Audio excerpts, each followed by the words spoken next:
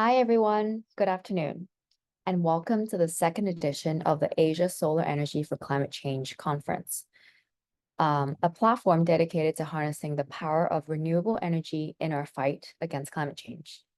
This conference is organized by CarbonCare InnoLab and funded by the Jockey Club Charities Trust. My name is Claudia Lee, and I'm an independent journalist and sustainability communications consultant. I'm very honored to be here today to moderate the panel. So for today, the topic of discussion is tripling the Renewable Energy Global Pledge. What are the roles of the cities? And the aim of this session is to explore and understand the specific roles that cities can play in achieving the goal of tripling renewable energy capacity globally. This session will include presentations from our three guests, and will be followed by a 15-minute moderated discussion, and then we'll end with a 10-minute Q&A. Before I start, I'd like to introduce our three esteemed guests, Mr. Abdallah Al-Shamali, who is the Policy Director of the Global Solar Council, Ms. Katrina Pilahera, the Country Manager of the Global Reporting Initiative in the Philippines, and last but not least, Mr. Michael Williamson, Section Chief of the Energy Division at the United Nations Economic and Social Commission for Asia and the Pacific. So first off, we'll have our speaker presentations, and I'd like to introduce Mr. Abdallah Al-Shamali, who is the Policy Director of Global Solar Council, to make a presentation. Let me give you an introduction to Mr. Abdallah Al-Shamali. He is a renewable energy professional and climate activist. His mission is to advocate for a just energy transition. Abdallah has a background in electrical engineering and also has diverse exposure to the solar industry market. He started his career building large-scale solar PV projects in Jordan. But then after realizing the challenges of implementing renewable energy, he shifted his focus towards advocacy. Abdallah continues to support the scale-up of renewable energy, especially solar, as a policy and projects director with the Global Solar Council. Let me pass over to Mr. Abdallah Al-Shamali to make his presentation. Thank you very much, Claudia. I'm super thrilled to be here today. Thank you so much for the invitation. I would like first maybe to introduce the Global Solar Council. And the Global Solar Council is the industry association for the PV sector. We are the voice of the solar industry worldwide, and we represent all segments of the value chain for the solar industry. We are a member-based organization as any other solar industry or as any other industry association, and we represent around 80% of the global market of this industry. And we advocate for better market conditions, and we try to, of course, represent our members and try to kind of come up with solutions and overcome challenges of solar in different regions around the world. This is just briefly the Global Solar Council, and as we look into solar around the world, we always know it's a different it's kind of a solution for many problems, and we see it uniquely being applied around the world, and depending on the local context. And this is here where it makes a lot of sense of how cities are utilizing solar technology. In the context of cities, there's a lot of challenges. Solar PV, you would think about it as, it could be implemented in different ways. And one of them is that, it requires sometimes the availability of land, as it's installed horizontally. And so this is one of the first challenges come up, that, cities don't have enough space. This is maybe just one of the challenges. And another challenge is the grids. in installing solar PV or renewable energy in general could put some strain on the grids. It's a new mix, new technology, and it requires, of course, an infrastructure nonetheless. So cities sometimes could have limited capacity. It could be in some areas, it could be oversaturated, which is also a challenge for renewable energy, which is it's more specific in cities because there's more users of the grid, let's say per square meter. Another challenge is how we perceive ownership, also ownership of assets. So even when there's availability of either land or spaces, sometimes the ownership is another layer of challenges. It's once very expensive, let's say, to get ownership of spaces that you want to kind of install solar PV on. There's a lot of with the different style of ownership, I'm going to get to it maybe more details in a bit, but it is just one of the big challenges. So we say like, okay, we see there's a lack of implementation of solar PV in cities, but even so, like with these challenges, there's a lot of opportunities still that not just for the integration of renewable energy and kind of have a higher penetration of renewables in the energy system, but also to benefit the city itself in different solutions. And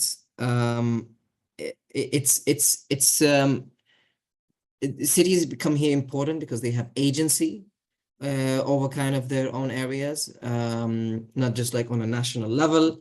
Cities, they know their specific challenges, like, as I said, spaces, ownership, and maybe demographic changes as well. And here we could see implementing solutions, like for the space problems, of course, rooftop solar is going to be more noticeable in cities.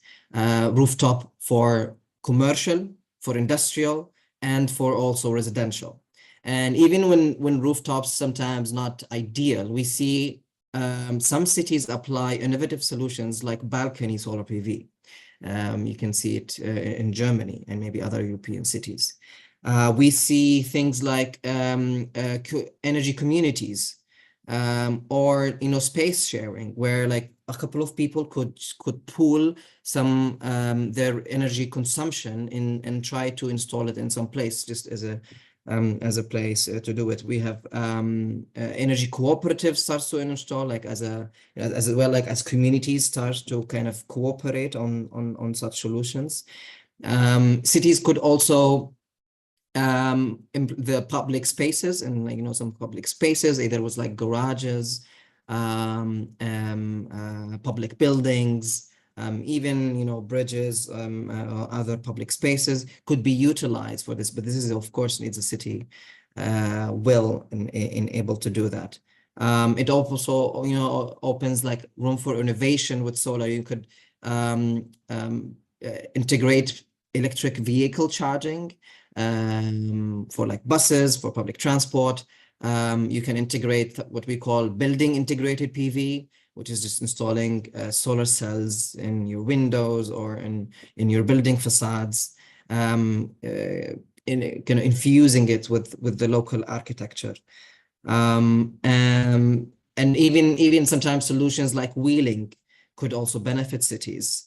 We see some cities implying that to kind of put their solar energy elsewhere and to provide for the consumption within the city. So yes, a lot of challenges for solar and solar PV, but cities really there's a lot of solutions for cities to implement. And it's only cities that knows these challenges on a local level, and it needs local level implementation. And without that, we could fall behind on delivering our targets.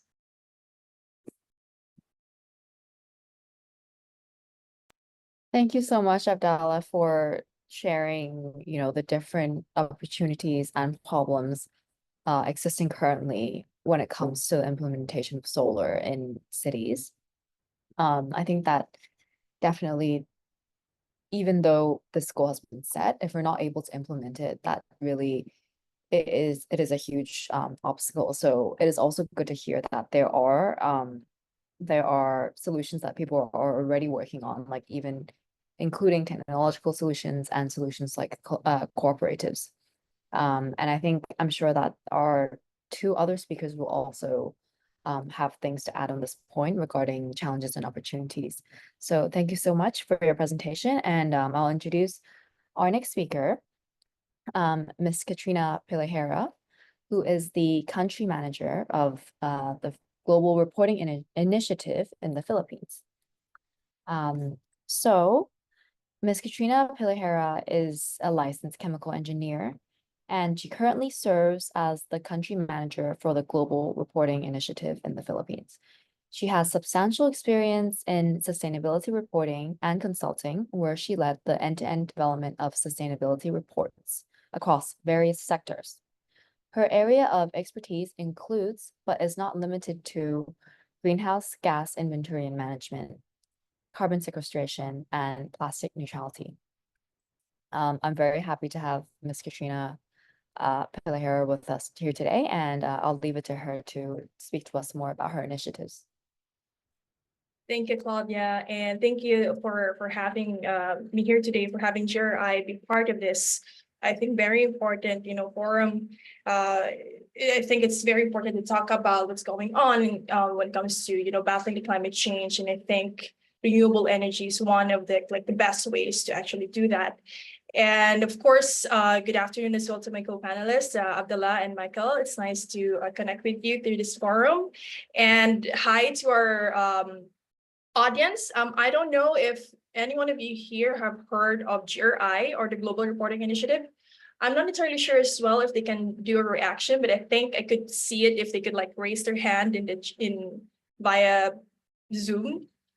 But if not, it's also fine. I would assume that I see Andrea Lee, she's raising her hand, and Marielle Gutierrez as well. Thank you very much for being interactive for this forum, and also another one. So, and a couple more. So that's great to know that a few of our audience have actually heard of GRI. But for those who have not, I'd like to share first with you what is GRI all about.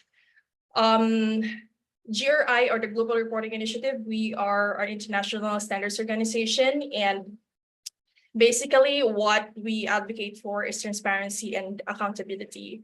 And when I accepted to be part of this forum, one thing I could say is that through GRI standards, which is the main tool that we use to help the companies, the regulators, the government agencies, the SMEs, or everyone who wants to define their performance sustainability. It is something, the GRI standards is also something that we can use when it comes to doing some measurements regarding renewable energy. And it's definitely something that we can use at the city level, which I think, is something that right now is still very lean when it comes to reporting from the city level towards the national level. But maybe we can delve more about that during the moderated panel discussion and also during the Q&A. But for now, going back to the introduction of the GRI, so we're based in Netherlands. We do have, as a global company, we have regional networks all around the world. And here in Asia, we have one in South Asia and the Greater China Hub, and also in Singapore, where I'm part of. So in Singapore, in ASEAN, we are operating in Singapore, the Philippines, and Indonesia, and we're also trying to expand to Malaysia and Thailand. When it comes to our reach, the GRI standards is actually being used by most companies around the world. So I would say, based on this report, 78% of the largest 250 companies actually use GRI standards, and 68% of the leading 5,800 companies in the world also use the GRI standards. But I think one of the things that I also wanted to highlight when it comes to our reach and impact is our kind of like influence when it comes to policy making.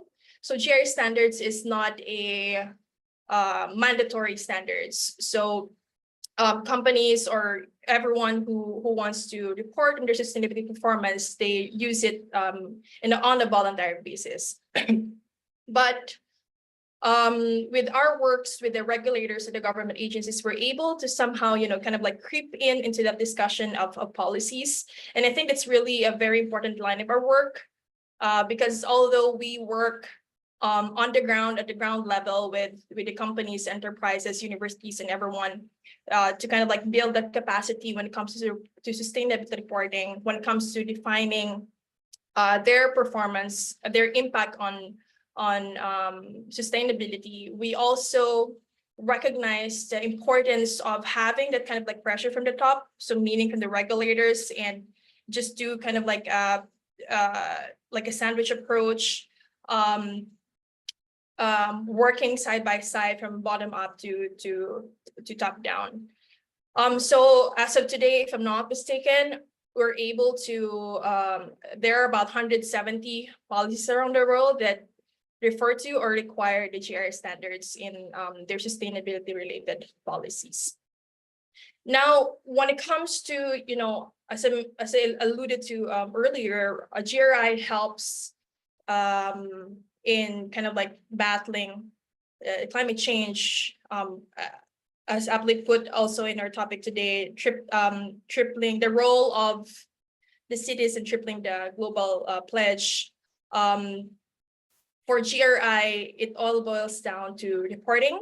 So I think, I would say somehow it's like a very simple thing, but at the same time, if a lot of people would use it, it could be a little bit confusing, and for sure there's some challenges as well when it comes to actually implementing the reporting side. But maybe just to give our audience an overview what they can expect when they download or read through the GRI standards. So by the way, to our audience, you can download the GRI standards at globalreporting.org, and that's for free. So what you can expect there, if you open the kind of like book, it's composed of 3 modules. We have one focus on just the principles of reporting. So that's what we call the universal standards of GRI. And the other one, this is kind of like a separate module as well, which we call the sector standards. And here in the sector standards, currently we are developing, I think, around 40 sector standards, and we have released 4 or 5 already.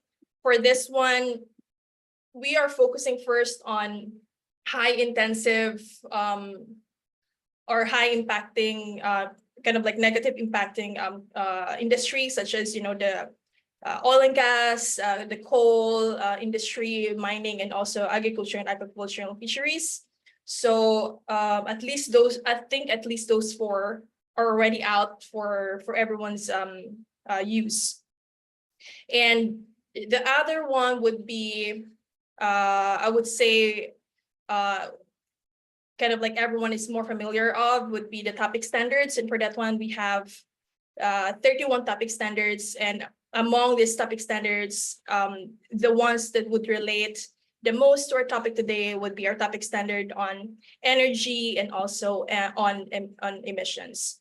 There are a couple of disclosures that we also use under the economic topic, and that would be kind of like the financial related disclosures that would be tagged under climate. But most of the kind of like metrics or disclosures that would be useful for audience today in relation to the role of the cities tripling the global renewable pledge can be found in GRI 302 energy and GRI 305 emissions.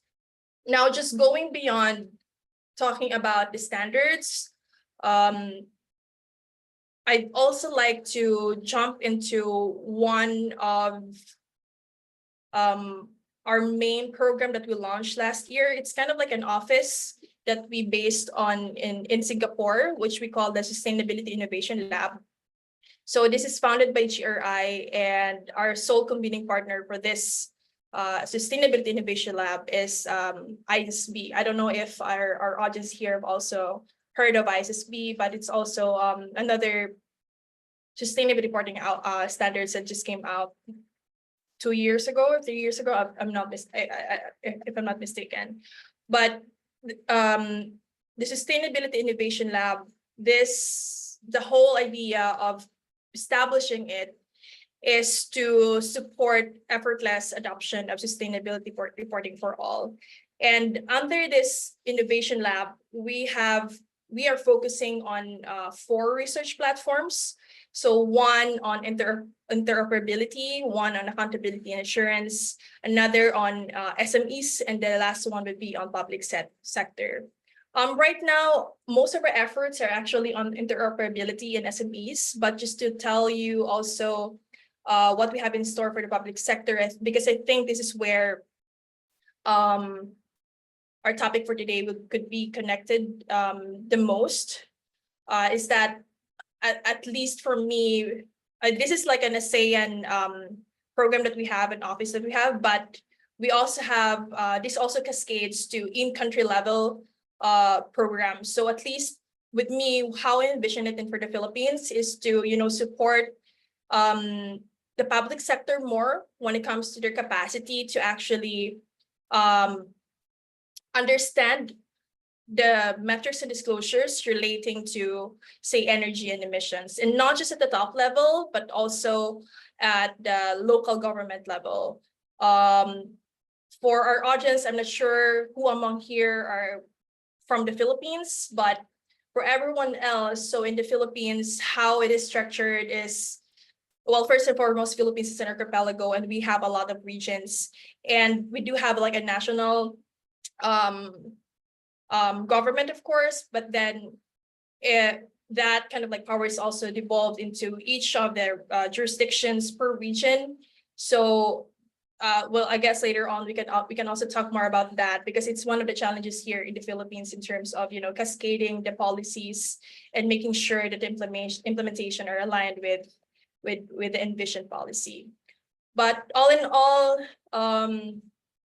this is something that we definitely want to do in GRI in the future, in terms of supporting the government agencies when it comes to implementing any sustainability related policies.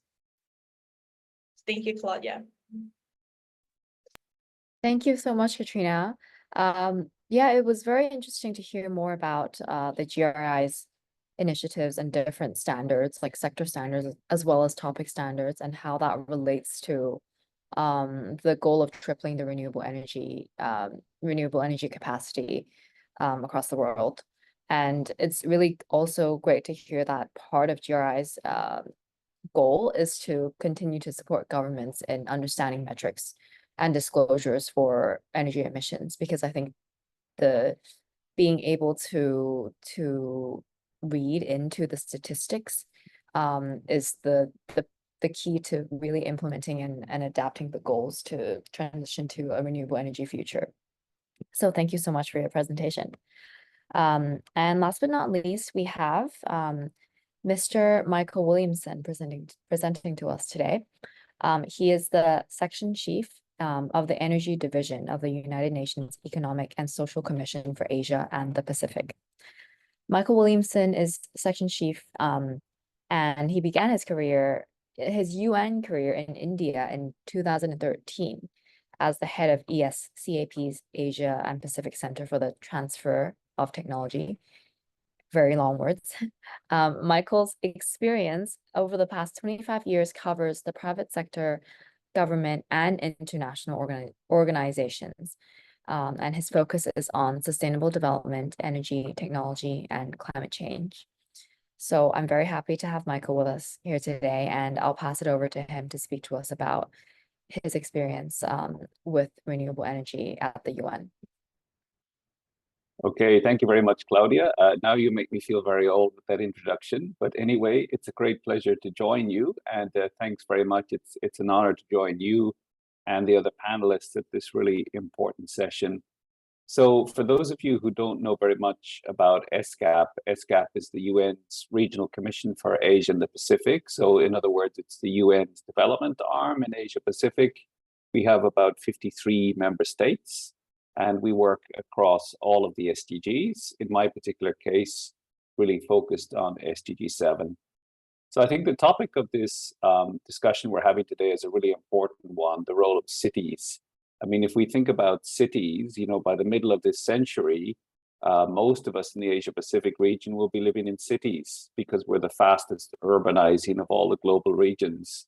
So currently half of the region's population live in urban areas. And by the middle of the century, it'll be about 60%, so 3.5 billion people living in urban centers. Those might be mega cities, they might be small cities, but whichever city it is, it's really going to be the consumption center for energy. So most of our energy will be consumed in cities, and indeed this is where the greenhouse gas emissions are going to be coming from. So you can't really separate cities from the questions of climate change and sustainable energy development.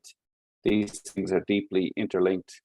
So it's quite clear that you know, when we look at urbanization, it is a mega trend, but as we manage this mega trend, we need to also manage it in the context of climate change action and of the energy transition. So ESCAP is doing a lot of work in this area, and I have a very good colleague, Kurt Garrigan, who heads up the Sustainable Urban Development section, and he works a lot on these areas. I work on energy, and we talk to each other a lot, but we have a number of initiatives. For example, we're working with the GIZ to strengthen multi-level governance and enable finance for local climate actions. We also have an initiative together with UN Habitat and other partners, which is called the Asia Pacific Mayors Academy, and that's aimed to build capacity amongst the region's mayors to deal with sustainability and climate change. So I think it's great working with the mayors. I mean, what you see every time you go to a COP, you see the cities have a very big presence there. The mayors know that climate change is real. They know they need to do something about it. And they know that, you know, for cities to remain viable and to remain dynamic, we have to deal with these big problems like air pollution, sustainable energy, and climate change. So this is a great cohort of people to work with, the city leaders. I think they're very progressive. But when we look across the Asia Pacific region, unfortunately, we are making slow progress in the deployment of renewables. And I guess that is why the COP28 declaration that's been agreed to is a really important shot in the arm for this sector, because, you know, if we can triple the global renewable energy capacity by 2030, this will push so many things down the road. It will help the energy transition. It will help us meet our climate targets. And it's not impossible. We have the technologies, we have the resources. What we're missing is the political will and the finance. So as we consider these challenges, we really need to think about what is the role of cities in meeting these targets. So when we think about cities, I mean, Abdullah made the point very well. I think cities are space constrained, so we don't have the opportunity to build vast renewable energy systems like we would in deserts or other regions. But you know, putting aside the constraints, there are multiple ways where cities can boost renewables. Rooftop solar is a huge one, and Abdullah also mentioned solar balconies. This is a great one. In different parts of the world, you can use innovative ways of harvesting solar energy from buildings.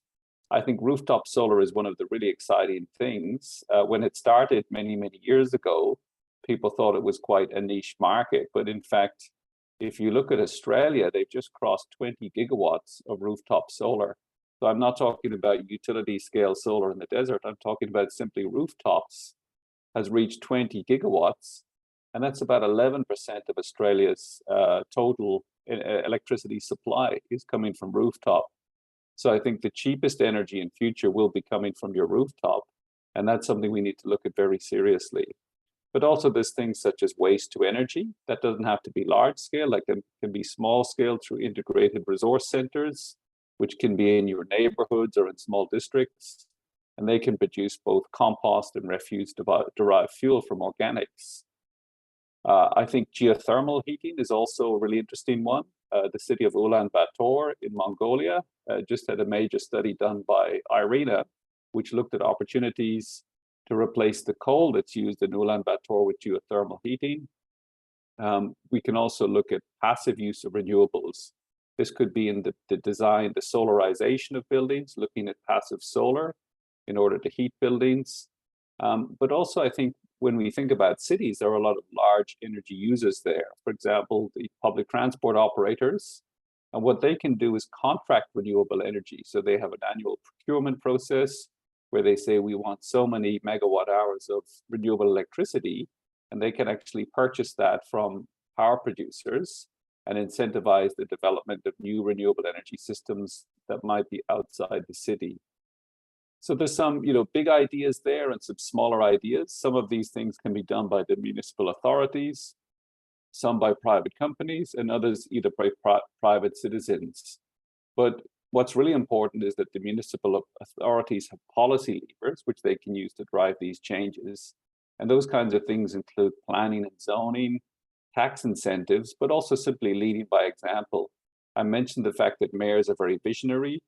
City authorities can lead by example and demonstrate in their own operations how they can take advantage of renewable energy. So in discussing renewables, I think we cannot ignore energy efficiency, because really energy efficiency and renewables are two sides of the same coin. It's not a question of saying one is better than the other. You have to progress them in tandem.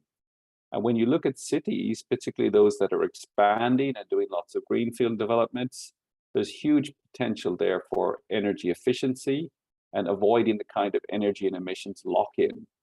But when we go back to the COP28 outcome, it didn't just talk about renewables, of course, it also committed countries to double their progress in energy efficiency, and cities can make a huge effort to this target.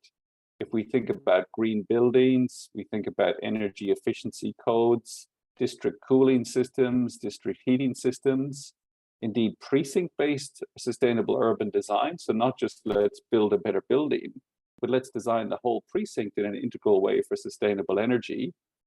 We can also think about public transport and using more electric vehicles.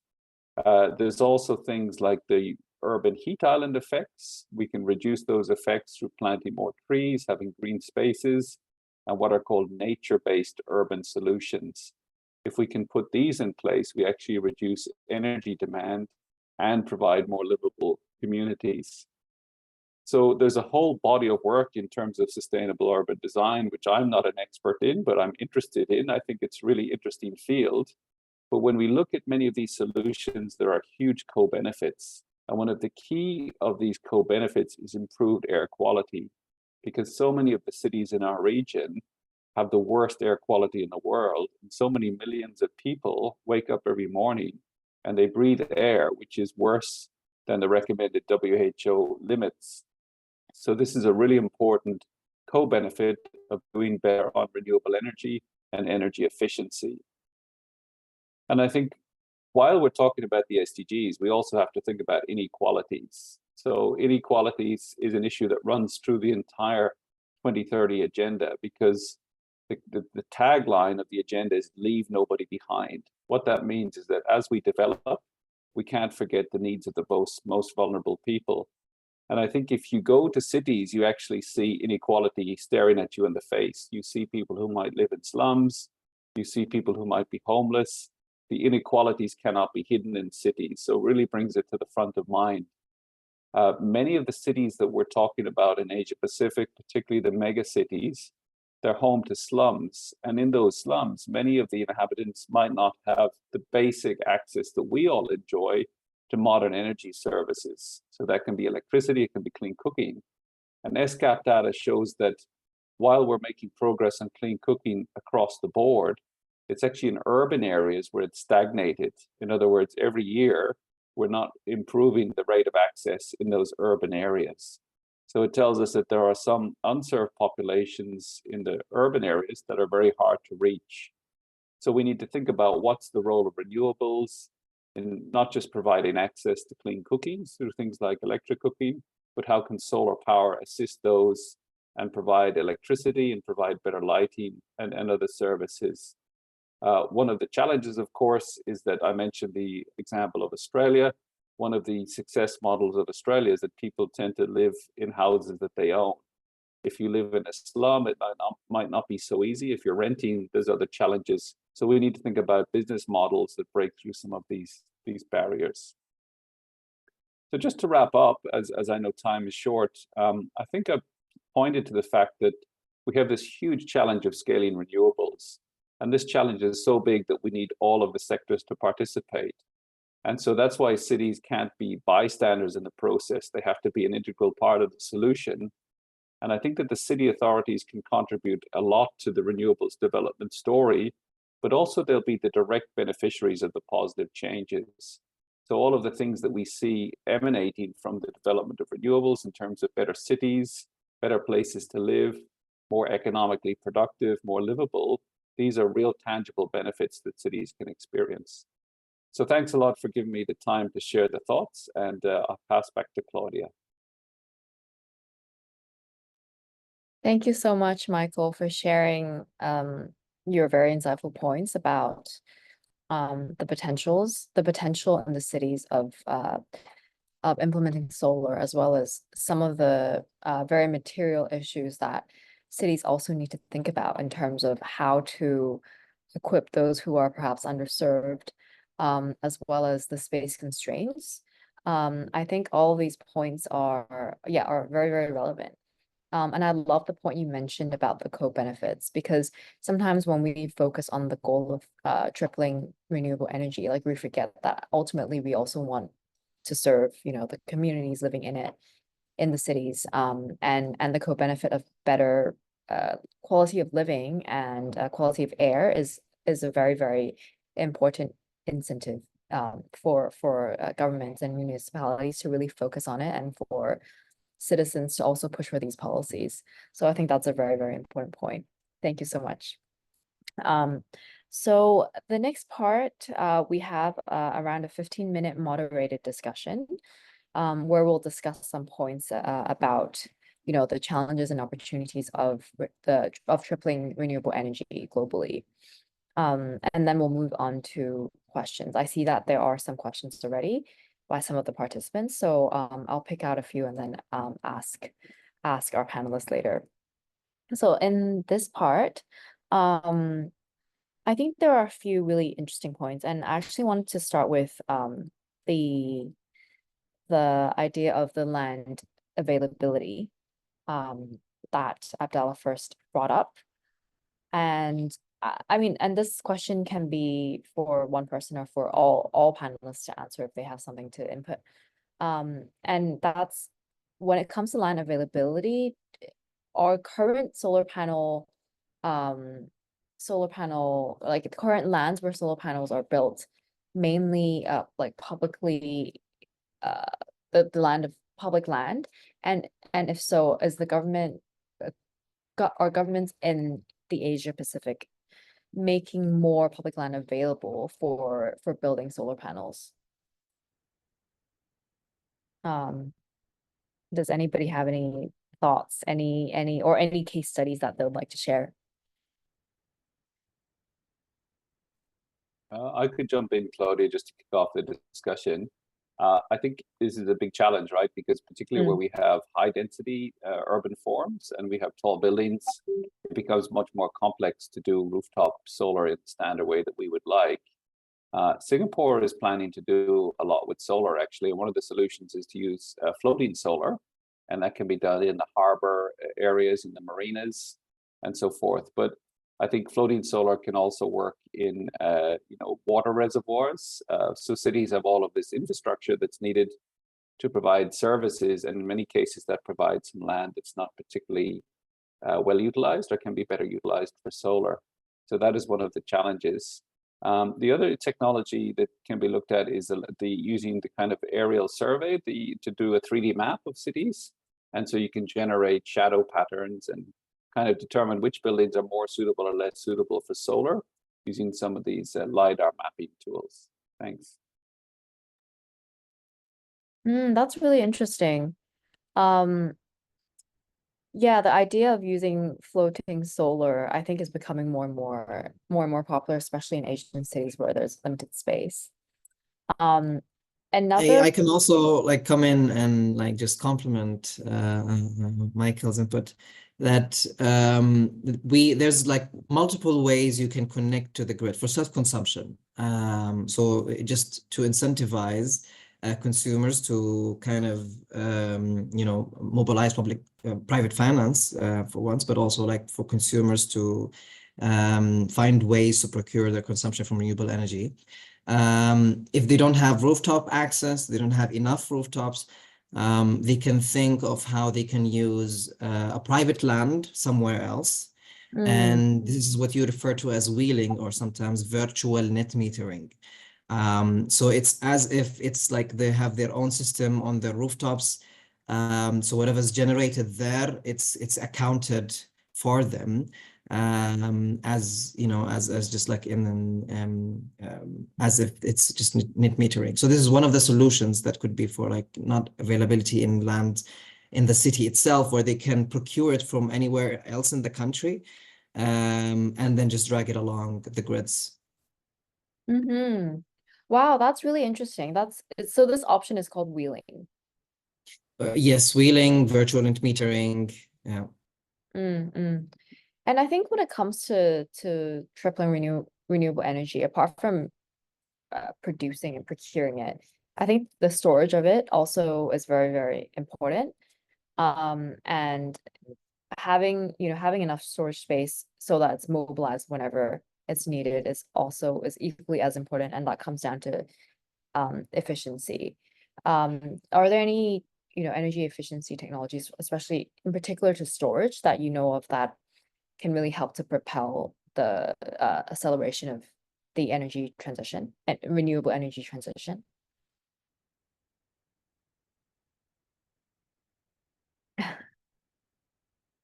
Or is we're not so much of a Well, I might come in to say that storage is yeah, it's going to be very important for a couple of reasons. One of them is the integration of renewable energy into the grids. So as I said, renewables could have some stress over the grid, and some local authorities use it as an excuse to prevent any further installations of solar or renewables. So coupling solar plus storage, or having such regulations, is already a way to ease in the integration of renewables into the electricity system. And also it could be used in a way to control consumption, or kind of the demand of electricity, introduce flexibility measures into the grid. The grid needs support, which could be provided by either big storage facilities, or also smaller storage components that could just control consumption and generation within residential, commercial, industrial units. Even using electric vehicles, if you want to consider them as also storage technique, because anyway, I mean, they have batteries. So using these in a city network with buses as well, if you use them as a way to incentivize consumption at certain times, so this way you could balance your like generation load, your electricity load of the city, you can kind of reach optimum levels using these storage that in buses and electric vehicles. Yeah, you can kind of engineer it to reach optimum results. So this is also one way we can integrate storage. It's a lot of electricity consumption, but also a lot of energy that could be utilized. Yeah, thank you so much for your answer. Yeah, I add as well, Claudia. I'd like to share, maybe in the perspective of the Philippines, I would say that it's not yet very advanced here when it comes to the storage options, but I think in the future we will have to adapt as well. In the energy mix of the Philippines, I would say I think we have I think 5% of it is from the solar energy already, but also alluding to what Michael mentioned a while ago in terms of energy efficiency, that when it comes to battling climate change, tripling the renewable energies capacity. Alongside that, we also have to look into the energy efficiency. And one thing that I have learned, I think just 2 weeks ago, one of the cities here in the Philippines, they shifted all of their street lights to LED lights, and that saved them, I think, 13 million pesos for the whole consumption for the whole year. And in terms of the usage of the space as well, aside from the LED lights, maybe aside from the rooftops, maybe solar powers can also be used in street lamps. I don't know, but I myself is also from one of the Philippines provinces, so it's kind of far away from the metro. And I'm happy to report that when I went home, some of the street lamps actually in my province is already utilizing solar panel. But when it comes also to the discussion of the solar panels, I think one of the things that kind of overlooked is the waste that we also create from the solar panels. Because right now, everyone from around the world is, I would say, already using it. But it also has its lifespan of 10 to 15 years. And I think it's not talked about enough yet in terms of how we can actually dispose of it or recycle it. So, I mean, waste is also a big thing right now, and that also kind of emits greenhouse gas emission. Yeah, absolutely. Yeah, I think when it comes to sort of tripling renewable energy capacity, it's not, part of it is tripling, increasing capacity, but part of it is also looking at ways to reduce greenhouse gas emissions in other ways, part of which includes phasing down unabated coal-fired power plants as well, and also reducing waste. And I guess this is a good way to segment into a question about policy. I think, Abdallah, you mentioned that there are energy cooperatives. And I don't know if this is specific to a city, but I think that idea is very interesting, of having different stakeholders from the private and public sectors, and also maybe NGOs, to collaborate together to talk about the specific policies that are needed to actually take this further. Are there any examples of energy cooperatives that you can share, from any of your cities?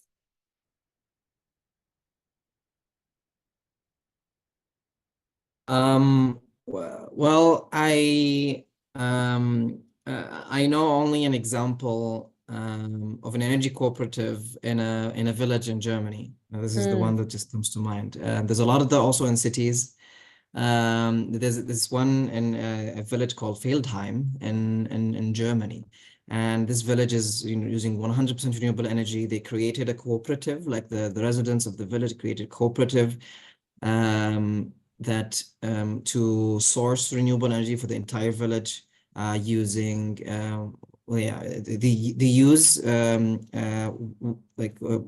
waste to energy. They use solar, they use wind, and they even sell the excess of electricity to the grid. So it's not just they could achieve 100% of the consumption. They also are selling energy and profiting, and then creating also jobs and generate money for the community.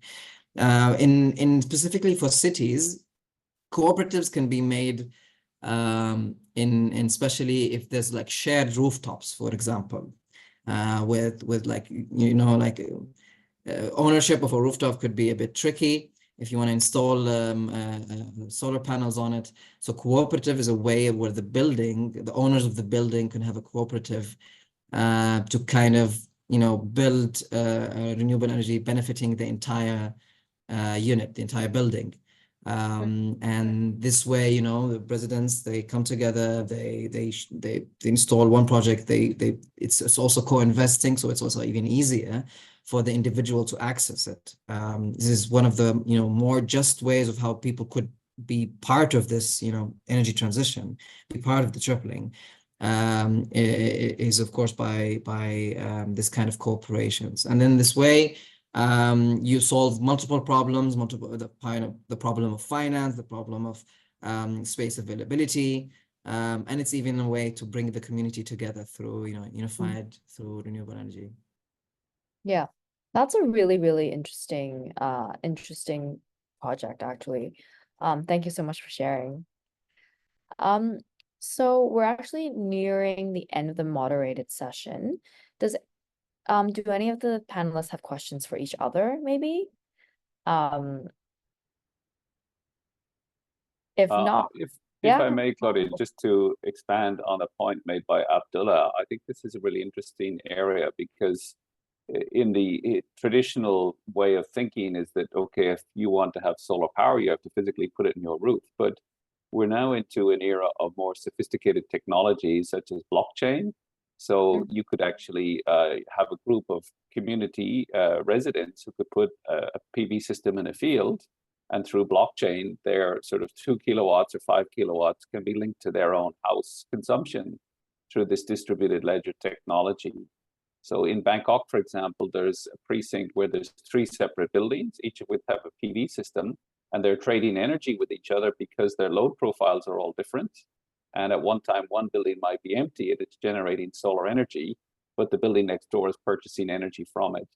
So these things are real, these technologies exist. And I think when we talk about innovation, it's not just innovative PV technologies, it's actually innovative business models and IT systems that underpin it. Yeah, absolutely. I agree with what you just said. Being creative and being innovative is not exclusive to the technology and the science, but it's about how you collaborate and how you collaborate to create things and collaborations from things and technologies we already have. So that's really important. And it's like an expander for people to understand that some of the solutions are already in place. It's just that we need to implement it on a larger scale. So now let's move on to the Q&A segment. There are quite a few questions already that I see participants have sent. Let me see. Okay, so I have a question from Kevin Lee. And for the Q&A part, all of the panelists can answer. So this question is, for densely populated cities like Hong Kong and Singapore, building integrated PV seems to be the most viable solution. But it seems that there is a reluctance of the property owners to retrofit these types of solutions. What would be a good practice to incentivize solar panels, PV solar panels in these cities? Would anyone like to start? Well, as the solar guy, maybe I should step in, but please, Michael and Katrina, if you would like to compliment. Building integrated solar PV is part of the solution, but I don't think it's always should be the only solution. It does, provide, some level of energy generation, but it's usually not enough. And maybe efficiencies are different because you're using flexible technologies. So it is a great complementary solution that could be incentivized through building codes, for example.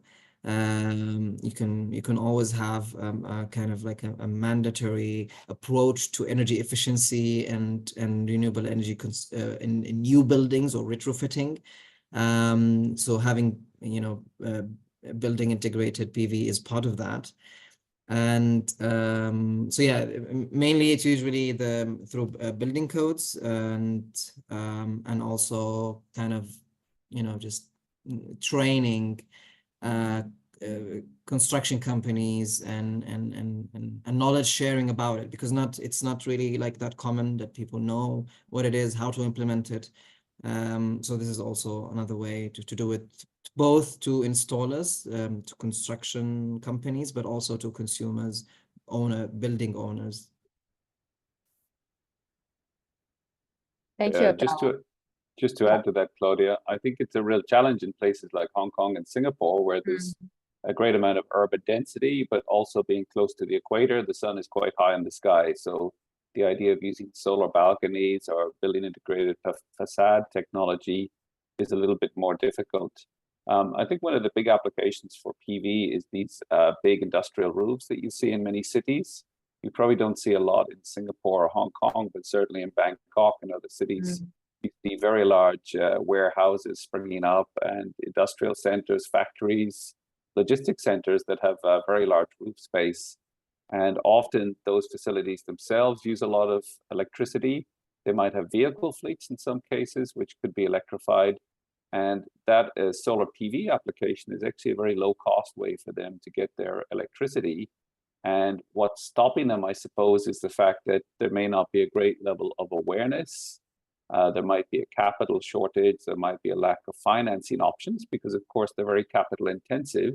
And when you look at businesses, they're there's a lot of competing needs for capital, and their internal cost of capital might be quite high.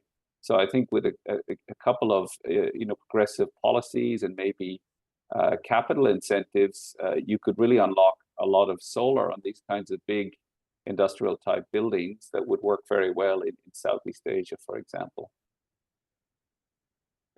Yeah, definitely. I think capital and policy are two big, obstacles and potentially opportunities that will really propel the installation of solar PVs in cities like Singapore and Hong Kong.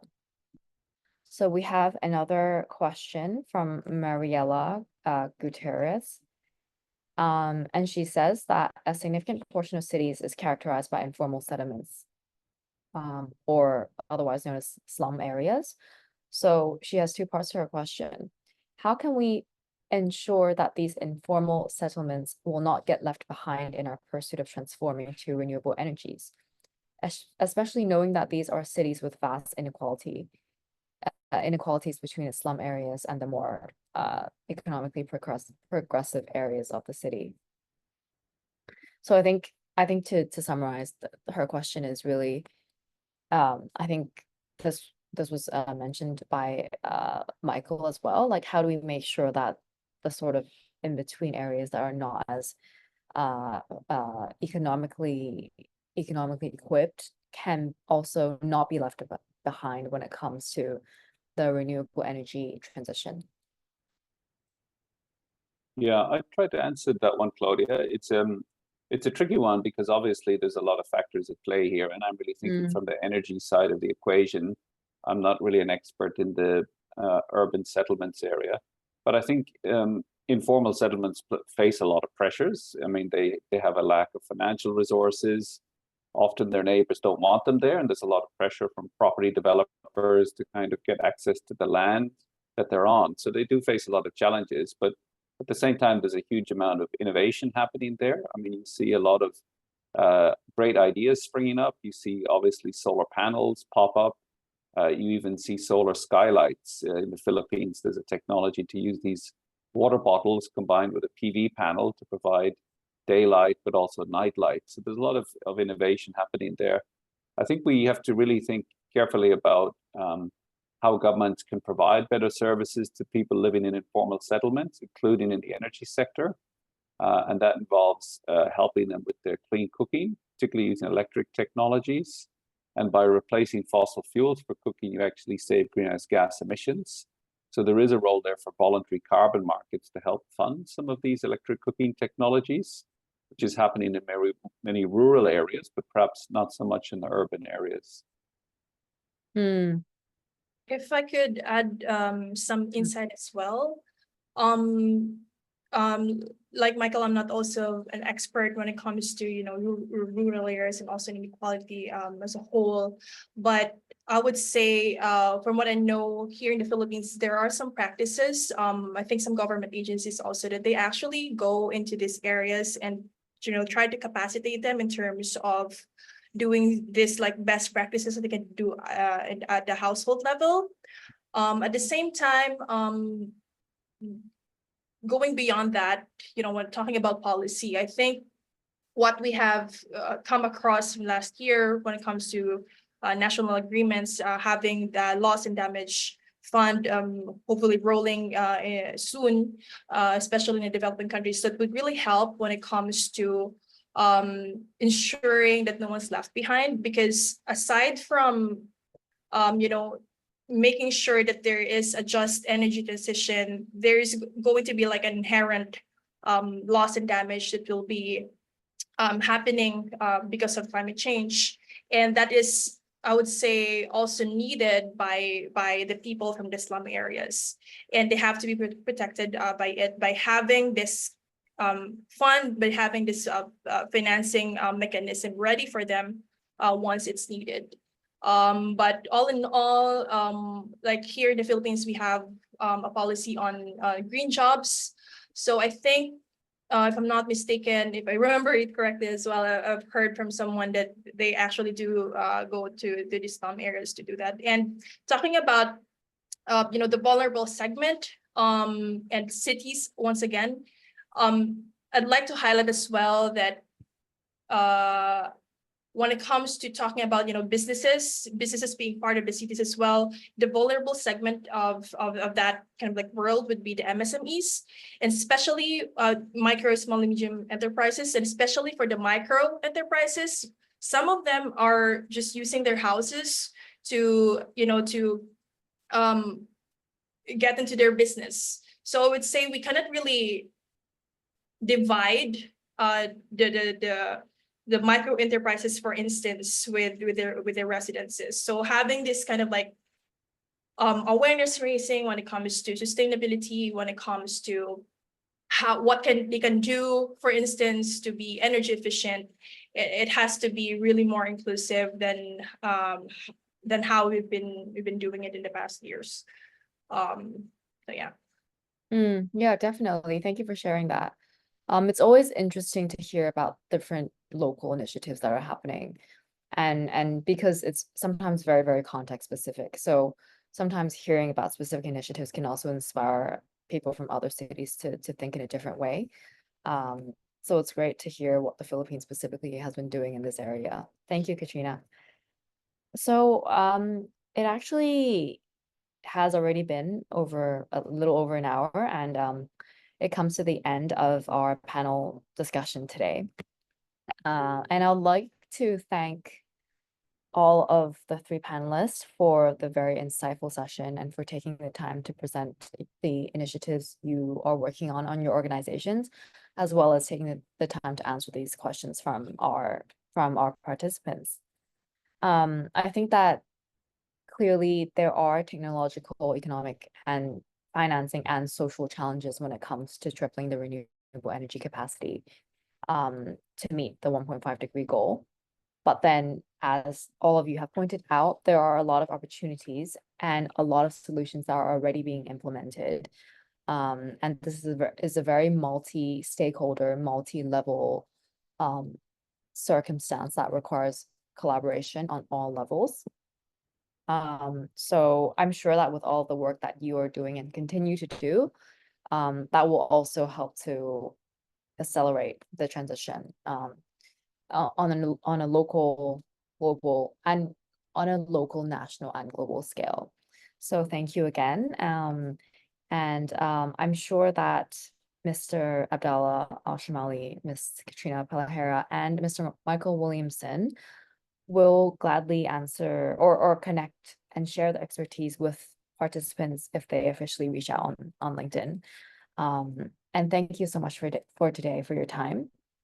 Also, thank you again to CarbonCare InnoLab for organizing the event, and for Jockey Club Charities Trust for funding today's discussion.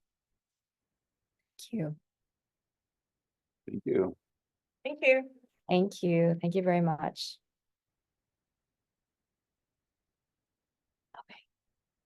Thank you, Claudia. Thank you.